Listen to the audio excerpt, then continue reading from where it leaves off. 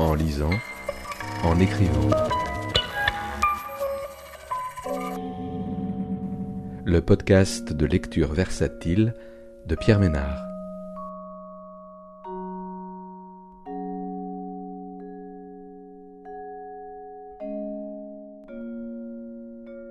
Aujourd'hui, Constellucination de Louise Benkowski, paru aux éditions Verdier en 2024.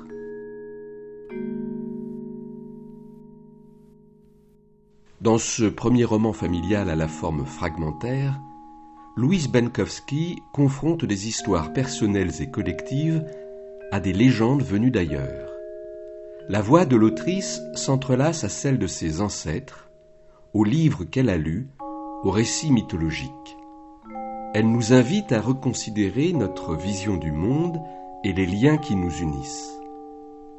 À travers des digressions sur la famille, la filiation, la mort et le deuil, son récit se déploie tel un patchwork infini. Lorsque je parle, je reconnais que ce ne sont pas mes mots qui sortent, tandis que d'autres s'expriment et que c'est dans les leurs que je reconnais les miens échappés. Cette exploration poétique intergénérationnelle sur les origines nous incite à repenser nos propres racines en abordant l'avenir avec un regard renouvelé. Chant 7. Mon arrière-arrière-arrière-petit-enfant est dans le compost, avec ma mère et toutes les autres histoires de parenté, ça fermente. La chair en décomposition humide côtoie celle qui est déjà sèche et craquante.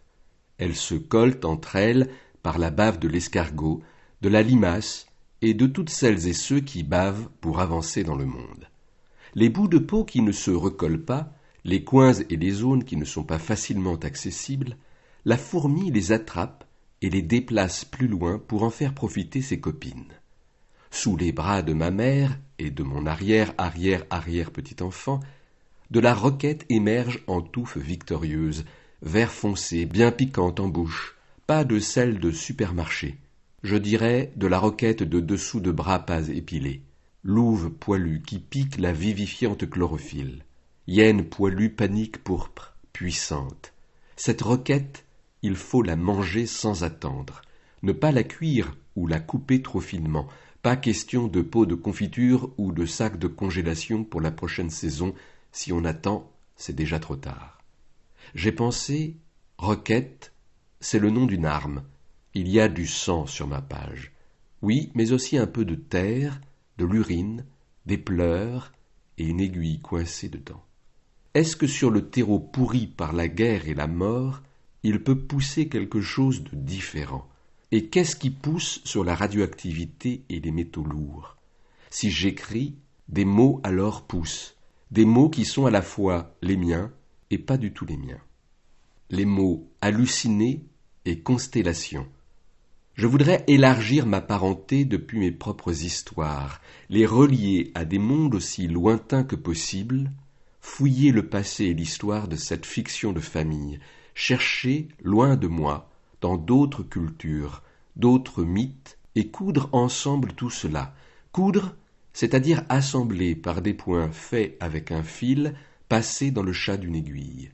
J'appellerais ça une constellucination, et si on me le demandait, j'expliquerais que c'est un grand patchwork multicolore qui flotte juste à la surface de l'eau. J'ai pensé, ma page est un arbre. Avez-vous déjà vu un arbre qui a mangé un panneau ? Les arbres dans la forêt, ils mangent des panneaux, surtout les panneaux propriété privée et les panneaux rouges chasse gardée. Vous n'êtes pas obligé de me croire, souvent j'invente. Est-ce qu'il faut savoir qui parle pour écrire, pour lire ? Est-ce qu'il faut savoir qui parle ? Qui es-tu ? Qui le sait ? On n'aurait qu'à dire que je suis une vallée. Juste au creux de la montagne, en dessous du glacier dont j'héberge les eaux à la saison de la fonte. C'est le printemps. On n'entend que ça crisse, ça perce de partout, ça piaille à tue-tête, ça mange et ça rejette plein de morts et de vie. Il y a l'œuf écrasé au bas du nid et un jeune coucou sur une branche qui le surveille.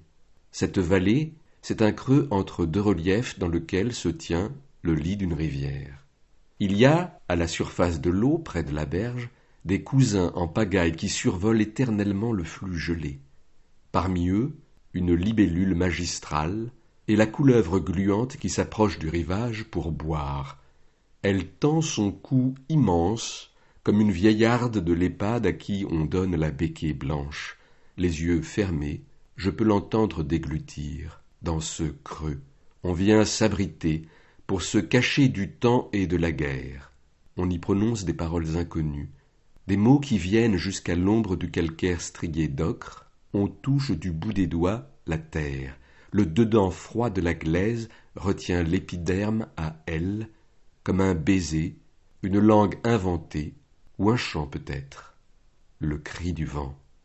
Lorsque je parle, je reconnais que ce ne sont pas mes mots qui sortent, tandis que d'autres s'expriment et que c'est dans les leurs que je reconnais les miens échappés. Les miens de mots, incapables qu'ils sont de sortir de moi, préfèrent se nicher dans d'autres bouches qui elles aussi sentent que leurs mots sont ailleurs, échappés par d'autres cavités. Ainsi nos mots voyagent hors de nous. Ils sont des tentacules invisibles qui nous relient au monde extérieur. On m'a raconté que les Amaras voient le passé devant eux et que dans leur dos s'étend le futur. Ils vivent à cheval entre la Bolivie, le Chili et le Pérou, sur les hauts plateaux des Andes. Ils appellent le futur Gipapacha Timpo, ce qui signifie arrière-temps, et le passé Nerapacha Timpo, dont le sens est avant-temps. Lorsqu'ils se rappellent le passé, ils font signe de la main en avant d'eux. Le futur est inconnu, il se trouve donc dans leur dos, là où ils ne peuvent voir. Une phrase est un cairn, c'est-à-dire un amas de cailloux qui signale un chemin ou une sépulture. À partir de cet endroit du langage, il n'y a plus de nation, plus de famille. Nous nous dépassons nous-mêmes de par l'univers, reliés à chaque caillou de ce reste de glacier. Ces cailloux, souvenirs de l'histoire stellaire de la Terre, ce sont nos mots. Le vent vient nous rappeler le mouvement perpétuel de l'astre terrestre dans l'univers. Ce qui semble immobile, pourtant, bouge sans cesse. Une constellation est un ensemble d'étoiles dont les projections sur la voûte céleste sont suffisamment proches pour qu'une civilisation les relie par des lignes imaginaires, traçant ainsi une figure. Je relis figure et j'entends visage. Mon arrière-arrière-arrière-petit-enfant vit dans mon dos, là où je ne peux pas voir, un arrière-monde qu'on appelle le futur. Je l'imagine qui embrasse le passé, de plus loin que le présent, des bras immenses, des yeux écartés et des pieds à 10h10. Yael me voit, je lui offre mon dos, impossible de me retourner. Je ne peux qu'entendre sa voix. Parfois, ces mots que j'écris et qui ne sont pas les miens, il me semble que ce pourrait être ceux qui elle me souffle. Chant 8. Le poirier en face de chez ma tante a poussé dans une terre qui a conservé des traces de vie préhistorique. Pour voir ces traces, il faut se rendre sous terre, dans des grottes froides et humides. Je les ai toutes visitées. Ma grotte préférée est celle dont l'accès se fait par un petit train dans lequel on est invité à s'asseoir, 2 à 2 par compartiment. La forme rudimentaire de ces assises rappelle étrangement des chariots miniers.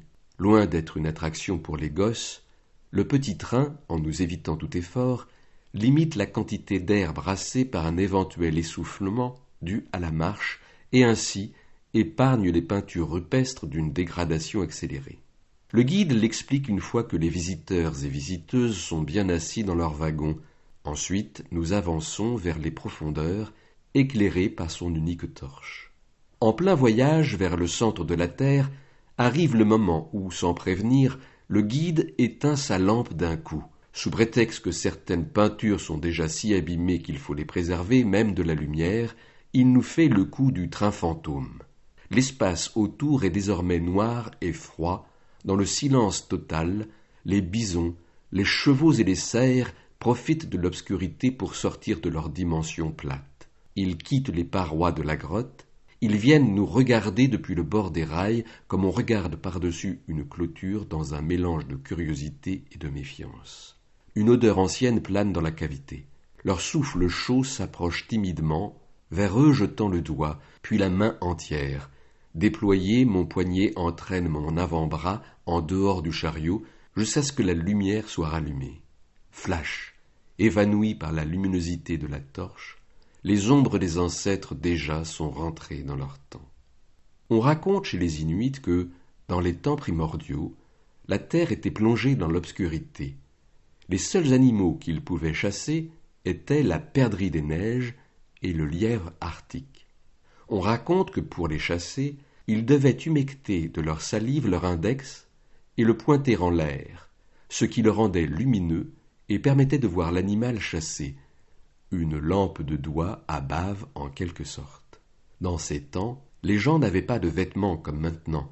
Ils devaient utiliser des peaux d'oiseaux pour se couvrir et ils avaient froid. J'ai repensé au personnage mythique de mon enfance, E.T., qui lui aussi avait un doigt lumineux.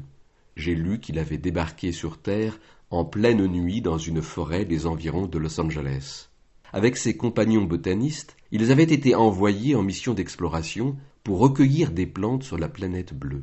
Mais, à leur arrivée, effrayés par les agents du gouvernement qui les attendaient au sol à grand renfort de gyrophares et de sirènes, ses camarades étaient repartis en catastrophe, oubliant de faire l'appel. C'est là qu'ils auraient laissé le pauvre E.T. tout seul sur cette planète inconnue. J'ai réalisé que E.T., ça voulait simplement dire extraterrestre, et je me suis dit qu'encore une fois, on ne s'était pas foulé pour lui donner un nom. Il dit « téléphone maison » et pointe le bout de son doigt brillant vers le ciel étoilé. À l'autre bout du fil, dans leur navette spatiale, l'équipe de botanistes siffle en chœur pour rappeler l'âme de leur ami. L'enfant qui est à leur côté sur Terre lui prend la main en guise de réconfort, tandis que l'extraterrestre orphelin pointe toujours son doigt vers le ciel. Dans la nuit, la lune éclaire en retour leur visage. Dans les années 2000, les mines, c'était du passé. On se chauffait partout avec des convecteurs électriques. La France était déjà la championne du nucléaire. C'était l'explosion de la bulle Internet, avec 368 540 000 ordinateurs connectés. En même pas un siècle, on était passé de la relation épistolaire à la rencontre Minitel, puis très vite au chat de rencontre. Pourtant, l'exploitation des mines a laissé des traces, des chômeurs, des maladies des bronches, une architecture, des ruines industrielles et des terrils. Je lis que les terrils sont des collines artificielles construites par accumulation des roches non exploitées que l'on nomme des stériles. Donc le terril, c'est un tas de stériles qui forment une colline, voire une montagne. C'est ce qui se trouvait sous terre et qui, entassé sur terre, va former un relief. Au fil du temps, ils ont été colonisés par toutes sortes de plantes et d'animaux, quelquefois étrangers à la région. Cette diversité viendrait en partie du fait qu'ils n'ont pas reçu d'engrais ni de pesticides et qu'ils n'ont jamais été cultivés, mais aussi de l'héritage de l'exploitation minière. On raconte que c'est grâce aux trognons de pommes ou de poires que les miniers jetaient dans les wagonnets de charbon que les terrils abritent aujourd'hui une centaine de variétés plus ou moins oubliées d'arbres fruitiers. Il y a aussi prolifération de l'oseille à feuilles en écusson, dont les semences ont été apportées par les rails des chariots à charbon. On y trouve des communautés pionnières de bactéries, de champignons et de lichens, de plantes et d'animaux. Espèces parfois exotiques ou extrémophiles en raison d'une température anormalement élevée pour la zone géographique ou en raison de phénomènes d'acidification ou de teneurs élevées en produits toxiques ou radioactifs. On m'a dit que mon arrière-grand-père était revenu en France après la guerre, qu'il avait quitté la Pologne pour venir travailler dans les mines de charbon du bassin du Rhône. Là-bas, ils étaient une communauté d'immigrés polonais vivant dans les mêmes baraques. On m'a dit que mon arrière-grand-mère, elle, était restée en Pologne alors que la plupart de ses sœurs avaient émigré. L'une d'entre elles était partie en France pour suivre son mari dans les mines de charbon.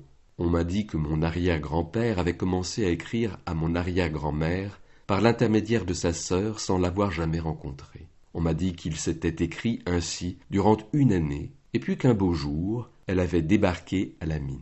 Elle avait quitté l'endroit où elle était née pour rejoindre un homme qu'elle n'avait jamais rencontré que par des mots, une gueule noire qui portait le nom d'une vallée et qui avait dû lui promettre une vie meilleure à se nourrir des entrailles de la terre. en lisant, en écrivant. Le podcast de lecture versatile de Pierre Ménard.